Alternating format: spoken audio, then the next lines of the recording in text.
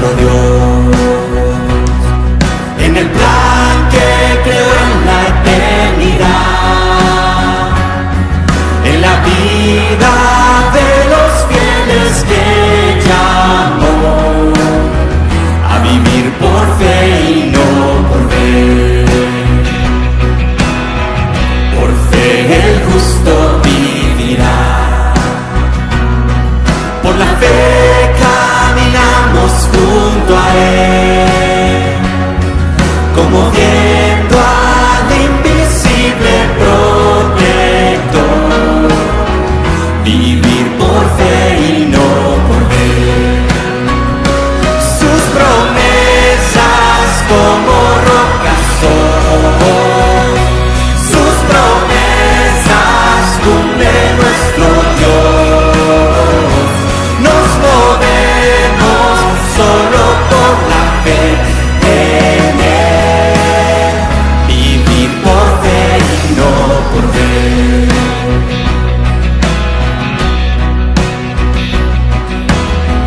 Por fe profetas hablaron fe. Por la fe proclamaron la verdad del Mesías prometido en Edén, el que la muerte venció en la cruz. Por fe la iglesia se moverá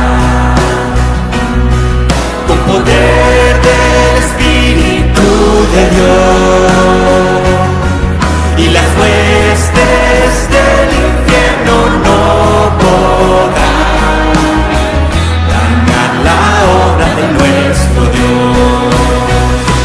Sus promesas como rocas son.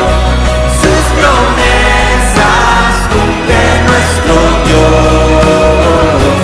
Nos movemos solo por la fe en Él. Vivir por fe y no por ver.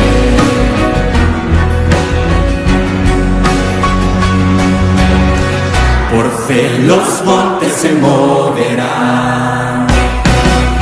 Si la fe permanece en Jesús, y el poder del Evangelio librará a todo aquel que confía en Él. Sus promesas como rocas son. Sus promesas cumple nuestro Dios. Nos movemos solo por la fe en Él. Vivir por fe y no por ver. Sus promesas como rocas son. Sus promesas cumple nuestro Dios. Nos movemos solo por la fe en Él. Vivir por fe y no por ver. Vivir por fe y no por ver.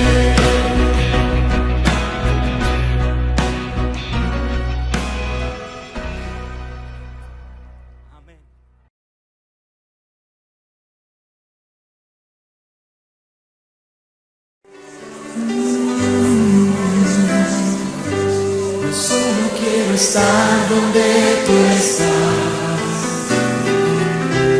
viviendo diario en tu presencia. No quiero darte solo adoración, yo quiero ser adorador. Yo solo quiero estar donde tú estás, en tu habitación por siempre. Llévame al lugar donde tú estás. Yo quiero estar donde tú estás. Yo solo quiero estar donde tú estás. confiar en tu presencia. No quiero darte solo adoración, yo quiero ser adorador. Yo solo quiero estar donde tú estás, en tu habitación por siempre. Llévame al lugar donde tú estás. Yo quiero estar donde tú estás. Yo quiero estar contigo, morando en tu presencia, comiendo de tu mesa y rodeado de tu gloria. En tu presencia es donde siempre quiero estar. Yo solo quiero estar. Yo quiero estar donde tú estás.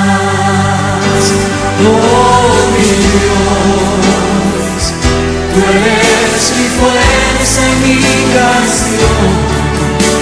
Y aunque débil sea, en tu presencia fuerte soy.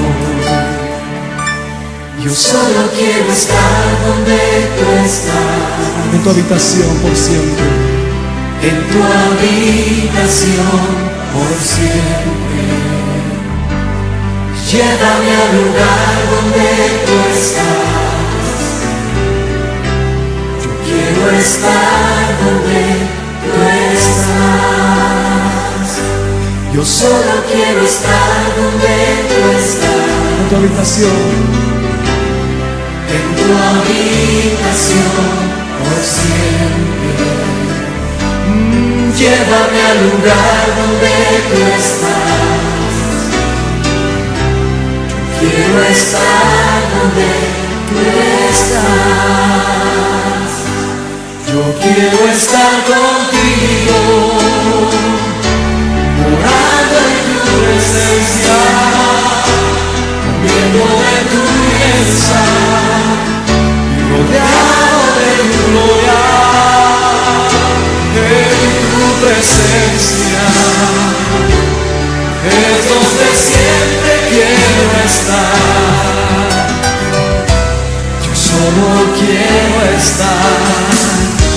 Yo quiero estar donde tú estás.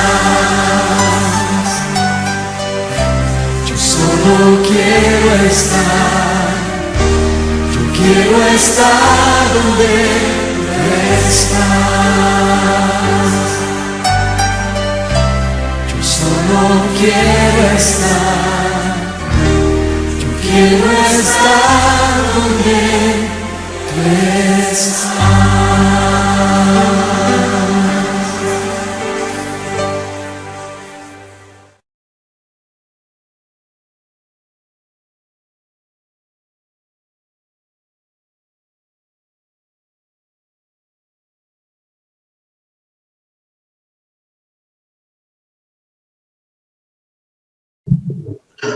Buenos días, mis hermanos, tengan todos ustedes.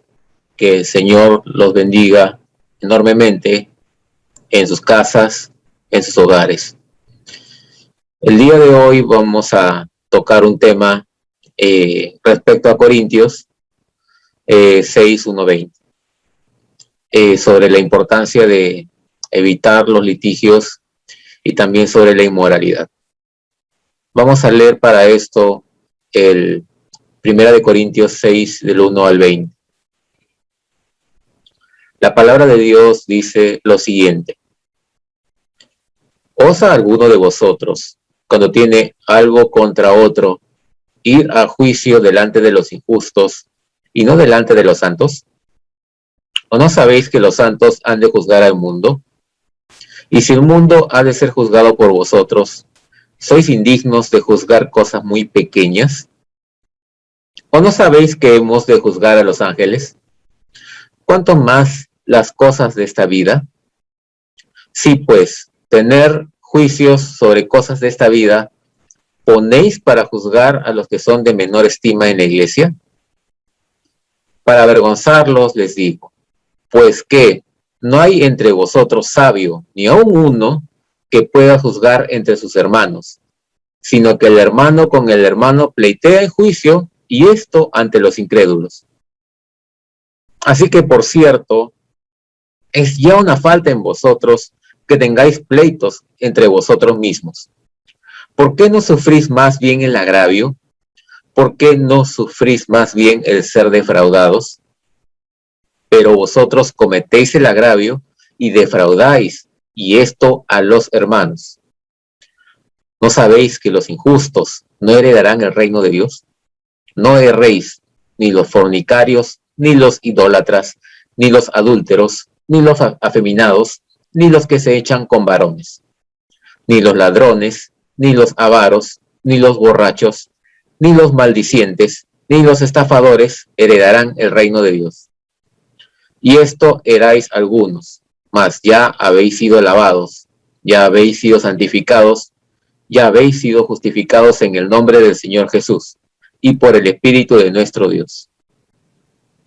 Todas las cosas me son lícitas, mas no todas me convienen. Todas las cosas me son lícitas, mas yo no me dejaré dominar de ninguno. Las viandas para el vientre y el vientre para las viandas, pero tanto al uno como a las otras destruirá Dios. Pero el cuerpo no es para la fornicación, sino para el Señor, y el Señor para el cuerpo. Y Dios, que levantó al Señor, también a nosotros nos levantará con su poder. ¿No sabéis que vuestros cuerpos son miembros de Cristo? ¿Quitaré pues los miembros de Cristo y los haré miembros de una ramera? De ningún modo. ¿O no sabéis que el que se une con una ramera es un cuerpo con ella? Porque dice, los dos serán una sola carne. Pero el que se une al Señor, un espíritu es con él. Huid de la fornicación.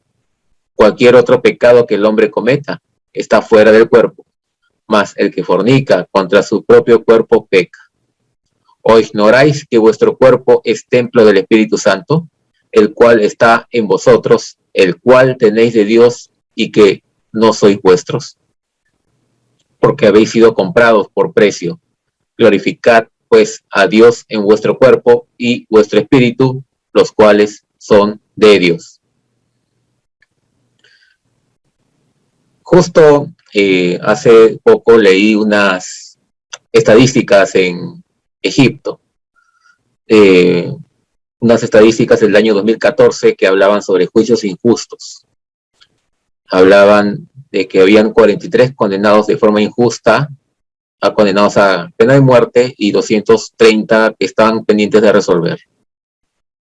En Argentina también hubo un tema de un juicio injusto sobre un joven de 19 años que fue acusado por un crimen que no cometió. Después de 4 años lo liberaron. Luego también en Estados Unidos hubo una historia de una persona, un afrodescendiente que fue también condenado por un crimen que no cometió y fue condenado a morir. ¿A qué quiero llegar con esto? Que hoy en día sabemos pues que los juicios son un tema terrible en la sociedad. Llegar a un juicio es un último recurso, es algo que no se desea en realidad llegar, salvo por temas de gravedad, ya que puede producir resultados muy, muy tensos y sobre todo muy, muy tristes, como los que les he mencionado. Generalmente, bueno, los juicios están bajo cortes humanas, seculares. Generalmente son jueces pues que se mueven, digamos, en el plano no cristiano, muchos de ellos. Entonces el apóstol Pablo sabía de esto, ¿no? Ese es un tema que no viene, digamos, recién ahora, ¿no? Es un tema que ya venía desde aquellas épocas, ¿no? Entonces el apóstol Pablo exhorta a la iglesia de Corinto sobre este tema, diciéndoles, pues, ¿por qué tienen que ir a los jueces seculares, ¿no? A los jueces digamos, fuera de la iglesia, a resolver temas no tan importantes fuera de la iglesia. Pablo sabía, les decía con esto, que debían primero buscar la sabiduría dentro de la iglesia, buscarla, resolver sus problemas dentro de la iglesia.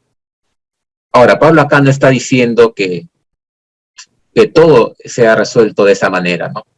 Obviamente, en Romanos 13 también Pablo habla de que Dios ha puesto a las autoridades, ¿no? Y obviamente aquí estamos hablando de litigios, probablemente si tuviéramos que poner un tipo, serían litigios civiles, ¿no? Dentro de la iglesia, ¿no? Temas menores, no penales, ¿no? Por ejemplo, crimen, robos, daños a la propiedad, daños físicos a alguien, ¿no? O amenazas de muerte, ¿no?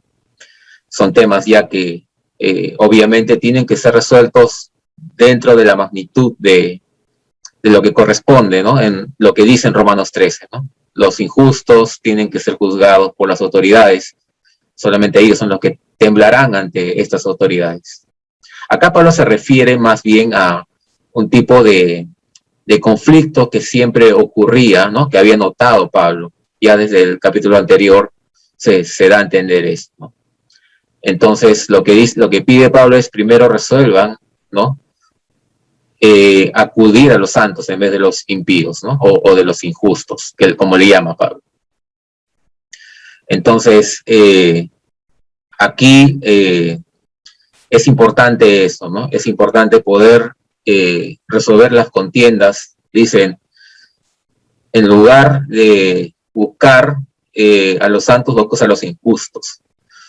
Esto provoca también fuera de la iglesia un motivo de burla, ¿no? Sumar un motivo de burla hacia la iglesia muchas veces, ya que por temas menores las cortes civiles pueden tomar como excusa o como pie de pretexto para poder burlarse de la iglesia, ¿no? Y pensar que esa es la doctrina que la iglesia predica, cuando no es así, sino más bien son hermanos que no han entendido bien este tema y no tienen la sabiduría muchas veces suficiente para poder resolverlo tal cual la palabra de Dios nos manda a hacer. Dice también algo muy importante: ¿no sabéis que los santos han de juzgar el mundo? Acá hay un dato muy importante y muy relevante. Lo que Pablo les dice, ¿no? Luego dice, y si el mundo ha de ser juzgado por vosotros, ¿sois indignos de juzgar cosas muy pequeñas? Prácticamente lo que viene para el futuro, ¿no? Como futuro para la iglesia, es cosas muy grandes: juzgar ángeles, juzgar a muchas personas, juzgar a los impíos. En Apocalipsis habla de eso. Sin embargo, dice Pablo, si en cosas pequeñas y triviales no puedes, tal cual se está expresando hoy en día en Corinto, vas a poder en el futuro poder con esto algo increíblemente grande. Entonces invita a reflexionar sobre la importancia de la iglesia con respecto al tema de juzgar. Entonces dice Pablo aquí, no te enfoques en estos temas, no le prestes atención a cosas tan triviales dentro de tu iglesia. Déjalas a los sabios, sí, pero enfócate en lo que viene en el futuro, en los juicios verdaderos que van a ser designados para la iglesia, ¿no? Dice luego, ¿o no sabéis que hemos de juzgar a los ángeles? Cuanto más las cosas de esta vida. Sí, pues, tenés juicios sobre cosas de esta vida, ponéis para juzgar a los que son de menor estima en la iglesia. Entonces aquí también Pablo habla de buscar jueces idóneos, ¿no? Personas sabias dentro de la iglesia. Es importante, pues, en todo sistema judicial, incluso el secular, se busca siempre un juez sabio, probo, preparado y con integridad, ¿no? En la medida de lo posible, para poder llevar a cabo los juicios de una forma justa. Cuanto más aún en una iglesia en la cual los hermanos conocen la palabra y se vive pues unos principios más, digamos, bíblicos. Se asume eso, ¿no? Se asume que en una iglesia los hermanos viven bajo los principios bíblicos establecidos por la palabra de Dios. La sabiduría está alrededor de la iglesia. Entonces, con mucho mayor razón, los hermanos pueden encontrar dentro de su iglesia candidatos idóneos que puedan participar como juicio, como parte del juicio que puedan resolver dentro de su iglesia. Entonces, esto es importante, mis hermanos. Entonces, lo que dice aquí el apóstol Pablo es, ya es una falta, dice, ¿no? Entre vosotros, que tengáis pleito en vosotros mismos. Acá también hay otro punto que agregar. No solamente dice que vas corriendo a los jueces seculares, sino también dice, oye, y vas abundantemente vas y seguidamente vas hacia estos jueces y buscas pleitos a cada rato. Al parecer, la iglesia de Corinto tenía como característica el pelear, el buscar litigar constantemente, aparentemente por cosas triviales. Entonces acá Pablo los exhorta en ese sentido. Y acá hay algo muy fuerte lo que dice Pablo y es un motivo de reflexión, ¿no? Le dice, ¿por qué no sufrís más bien el agravio? ¿Por qué no sufrís más bien el ser defraudado? Esta parte es importante y un motivo de una profunda reflexión. ¿Qué es más importante? Cuidar la integridad y la imagen del reino de Dios, y no solo la integridad y la imagen, sino también la buena paz del reino de Dios, de la iglesia, o ganar un juicio y perder toda esta paz y tranquilidad en el reino o en la iglesia. Pablo decía que ganar un juicio es perderlo, ¿no? Es perder muchas cosas. Más bien perder el juicio es ganarlo. Puede sonar muy confuso y muy descabellado pensarlo, ¿no? Desde la perspectiva secular quizá. Desde una perspectiva cristiana tiene mucho sentido poder entender este pasaje. Este versículo lo que nos hace ver es que debemos cuidar testimonio de la iglesia, del pueblo de Dios hacia afuera. Y una de las formas de hacerlo es renunciando a poder lograr algunas victorias pasajeras, ¿no? Ahora, no estoy diciendo que tengamos que estar contentos de perder. Lo que acá el apóstol Pablo dice es que no debemos ir con una actitud de ira, de venganza, sino más bien de amor al prójimo. Ahí hablaba justo Juan Calvino, que estudió dos carreras universitarias de leyes. Decía que muchas de las motivaciones que tienen las personas para litigar era justamente la ira, el rencor y los deseos de venganza y de ganar. Y estos sentimientos no son de un hermano, de un hijo de Dios, ¿no? Un hijo de Dios persigue la benevolencia, el amor, la paz. Entonces, ir a cualquier litigio con estas actitudes de amor y de paz y de mansedumbre, y sobre todo de desearle bien al prójimo, esa es la prioridad de un hermano, o de un hijo de Dios. Por lo que el ganar el juicio es algo secundario. Más bien, esto es lo que quiere decir Pablo aquí.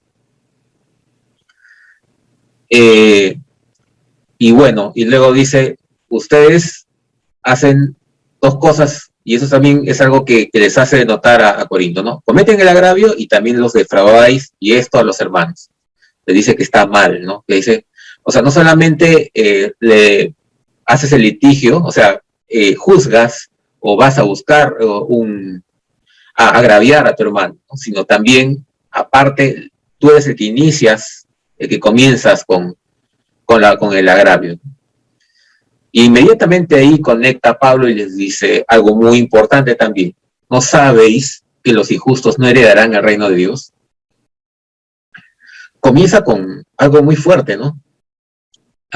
En todo el versículo 9 hay una lista digamos, de comportamientos que a Dios no le gusta y que obviamente están desaprobados de sus ojos. Pero comienza con los injustos. El primero en la lista en ser mencionados son los injustos. ¿Y por qué hace Pablo esta conexión? Porque había notado justamente que muchas actitudes en los hermanos en Corinto eran injusticias, ¿no? Estaban amarrados a los litigios. Pablo les advierte que los injustos no heredarán el reino de Dios. Pero también aprovecha Pablo en agregar a otras personas o otro tipo de comportamientos. ¿Quiénes? Por ejemplo, los fornicarios, los idólatras y los adúlteros. Los tres siguientes pecados tienen que ver con inmoralidad sexual. Fornicarios, relaciones fuera de matrimonio, ¿no? Mejor dicho, relaciones antes de matrimonio. Idolatría, que tiene que ver con, adorar a ídolos o a otros dioses. Y adulterio, pues, a relaciones fuera de matrimonio. Después menciona también a los afeminados ni a los que se echan con varones. Obviamente está indicando aquí la homosexualidad, ¿no? Como una depravación humana también, ¿no? No está aprobado por Dios. Luego habla también, a continuación, sobre pecados que tienen que ver mucho con el decálogo o los 10 mandamientos, ¿no? Por ejemplo, los ladrones, los avaros, los borrachos, y los maldicientes, ¿no? Y los estafadores. Ninguno de estos heredarán el reino de Dios. Acá Pablo quiere decir, con esa lista, que las personas que practican o tienen una vida asociada a un comportamiento constante de este tipo, son rechazados y no van a heredar el reino de Dios. ¿Y por qué lo digo? Porque inmediatamente Pablo dice, y esto erais algunos, ¿no? Se refiere a la iglesia de Corinto, ¿no? A los hermanos en Cristo. Erais, o sea, ahora ya no. ¿Y qué pasó entonces? ¿Por qué erais y ahora ya no erais? ¿No? O sea, ¿por qué eras antes y ahora ya no eres? Significa que hubo un cambio. Significa que ya no se practica esto, ¿no? ¿Qué dice Pablo? Ahora habéis sido lavados, santificados y justificados. Fíjense, tres procesos narra aquí Pablo, de un proceso que pasa un creyente o un hijo de Dios. Lavados, santificados y justificados. Todo eso lo hace Dios con nuestras vidas al momento de entregar nuestras vidas a Él. Lavados, el ser lavado significa limpieza total, ¿no? de nuestros pecados. O sea, no existe, no queda mancha. Santificado significa que vamos a un proceso de conocer a Dios, ¿no? De poder conocer más de Dios. Y justificado significa que hemos sido declarados justos por su gracia, solamente, no por nuestros actos, sino por su gracia, de forma gratuita. Ya que cualquier cosa que nosotros hagamos, jamás estaremos alcanzando esa justificación para el tamaño, digamos, de actos que tendríamos que hacer. No alcanzaría. Esa justificación viene de forma gratuita de parte del Señor. Entonces, todo esto, lo que les dice Pablo es justamente cuidarse de los litigios para una buena comunión en la iglesia. Sin embargo, también menciona Pablo algunos aspectos con el cuerpo. O sea, no solamente ese primer punto, sino el segundo punto que habla Pablo aquí es sobre el cuerpo. Y acá Pablo repite una frase aparentemente, bueno, muy popular, parece entre los griegos, o no se sabe si entre los griegos o una corriente gnóstica, pero habla sobre esto. No, todas las cosas me son lícitas. Parece que era muy popular en esa época, pero solamente esa parte, todo me es lícito.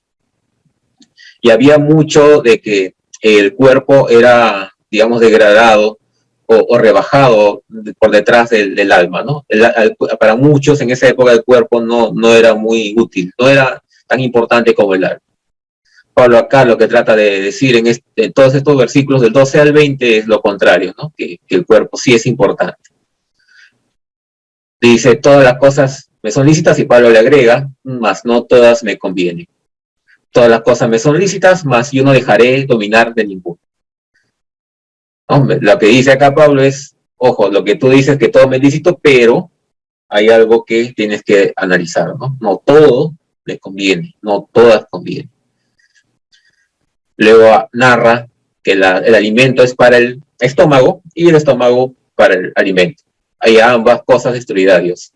Y acá Pablo se refiere a la temporalidad de las cosas y que Dios es el dueño de todo lo que hace. Digamos que todo es vano y pasajero, digamos, dentro del tiempo infinito de Dios.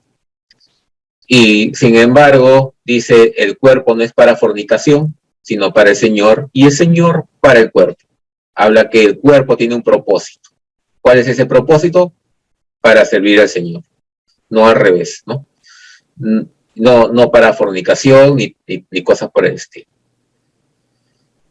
Y Dios que levantó al Señor, también a nosotros nos levantará con su poder. Significa que todas las cosas, si bien son temporales, sin embargo Dios, que es eterno, nos levantará con su poder en cualquier momento, cuando sea el momento.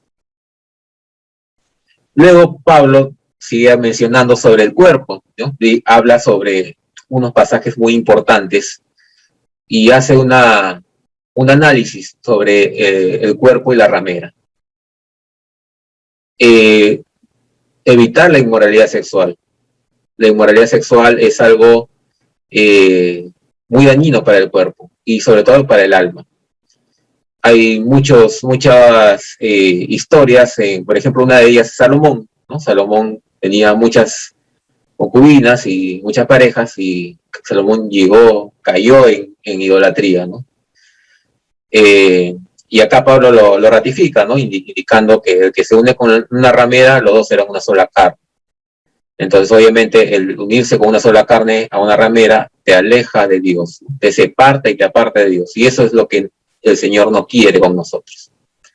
Pero el que se une al Señor, ¿no? Significa unirse al Señor, no a una ramera, es un espíritu con Él. Por lo tanto, Dios y el Señor, el que se une con el Señor y con el espíritu del Señor, son uno solo, ¿no? Y luego vuelve a ratificar Pablo que huyamos de la fornicación. Y también dice que cualquier otro pecado que el hombre cometa está fuera del cuerpo, pero el de la fornicación está contra su propio cuerpo. Es como que atentas contra tu propio cuerpo. Al igual que como, por ejemplo, cualquier sustancia que uno pueda consumir dañina para el cuerpo, por ejemplo, no sé, una droga, de exceso de bebida, un veneno, daña el cuerpo, ¿no? La fornicación también es algo similar, ¿no? Pablo lo compara probablemente a ese tipo de prácticas. Y finalmente, Pablo termina diciendo que el cuerpo hemos sido comprados, mejor dicho, por el Señor a través de su Hijo Jesucristo. Y exhorta a glorificar a Dios en dos aspectos, no en uno, sino en dos: cuerpo y espíritu, ¿no? Los cuales son de Dios.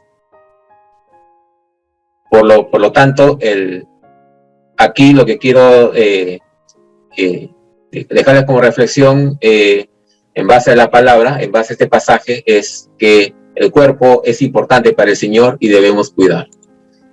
Así como, por ejemplo, ustedes saben, ¿no? Para terminar, para cerrar con una ilustración, un militar tiene una disciplina. ¿no? Una disciplina muy férrea y muy cuidadosa, cuyo objetivo es prepararse para una batalla futura. Un deportista también tiene, ¿no? Un deportista destacado también tiene una disciplina férrea con su cuerpo, no ingiere cualquier sustancia, ¿no? Entrena, igual que un militar, ¿no? Probablemente. ¿Para qué hace eso un deportista? Para ganar la carrera. Entonces, ¿debe el cristiano no tomar también en cuenta el cuidado del cuerpo? ¿Debería o no debería? Y les dejo solamente 2 Timoteo 4:7, que dice Pablo ahí: he peleado la buena batalla, he terminado la carrera, he guardado la fe. Y hace 2 analogías con justamente lo que hace el rol de un militar y el rol de un deportista. Tienen dos tipos de roles que cuidan mucho su cuerpo. Y es necesario acá para poder guardar la fe. Que Dios los bendiga, mis queridos hermanos. Muchas gracias.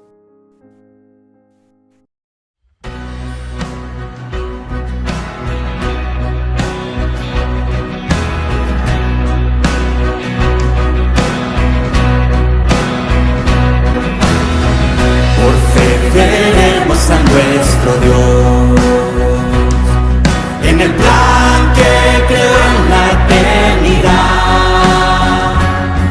en la vida de los fieles que llamó a vivir por fe y no por ver. Por fe el justo vivirá.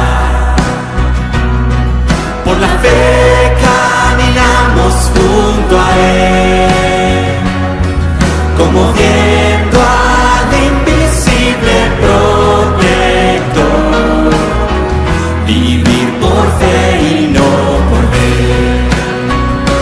Sus promesas como rocas son, sus promesas cumple nuestro Dios. Nos movemos solo por la fe en Él, vivir por fe y no por ver.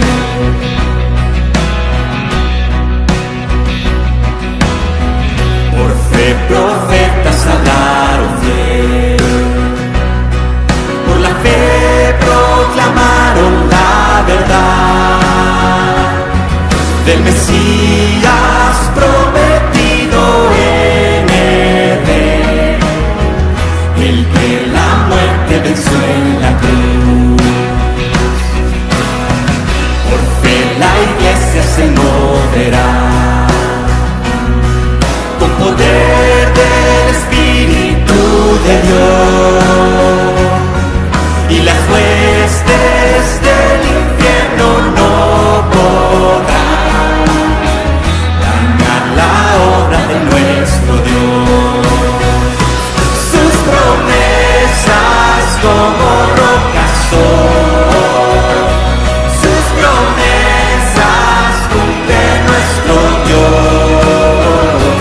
Nos movemos solo por la fe en Él, vivir por fe y no por ver.